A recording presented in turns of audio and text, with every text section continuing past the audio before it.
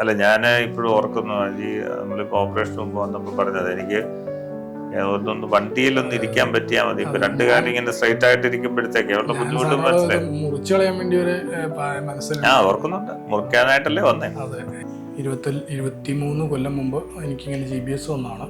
GBS വന്ന് പയ്യെ എൻ്റെ രണ്ട് കാലും സ്റ്റിഫായി, നടുവും മുട്ടും കാലും സ്റ്റിഫായി മുട്ടും മടങ്ങാത്ത വന്നു. അപ്പോൾ അത് കഴിഞ്ഞ് കുറേ നാൾ വിഷമിച്ചിരുന്ന് ഇപ്പോൾ കുറച്ച് നാളായിട്ട് ഇങ്ങനെ ഒരു ആഗ്രഹം വന്നു. പല ഹോസ്പിറ്റലിൽ പോയിട്ടും അത് ചെയ്തു തരാൻ അവർ തയ്യാറായില്ല, റിസ്ക് എടുക്കാൻ തയ്യാറായില്ല.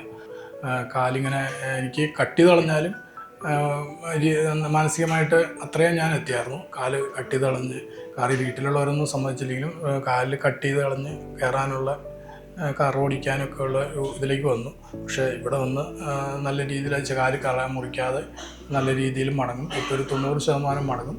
പണ്ട് ഒട്ടും മടങ്ങാത്ത കാല് ആയിരുന്നു, ഇപ്പോൾ അത് 90% മടങ്ങി നല്ല രീതിയിൽ കാറിൽ കയറാനും എല്ലാം ജീവിതത്തിൽ നല്ലൊരു വഴിത്തിരിവായി മാറിയത്. ഇവിടെ ലിബിൻ സാർ, മുരുകൻ സാർ, ഇവിടുത്തെ ക്രൂവും എല്ലാവരും കൂടെ സപ്പോർട്ട് ചെയ്ത് എനിക്ക് കാല് മടങ്ങാവുന്ന രീതിയിൽ കാറിൽ കയറാനും തന്നെ കയറാനും സ്വയം തൊഴിൽ കണ്ടെത്താനും ഉള്ളൊരു രീതിയിലേക്ക് എനിക്ക് എത്തിച്ചു തന്നു. ഓക്കെ, ഇനിയുള്ള ബാക്കിയെല്ലാം ചെയ്തിട്ട് ഒന്ന് പറ്റുന്നുണ്ട് നമുക്ക് എഴുന്നേറ്റ് നിൽക്കാനുള്ള ഒരു നമ്മളൊക്കെ ചെയ്യാൻ എല്ലാം ഭംഗിയായി വരട്ടെ.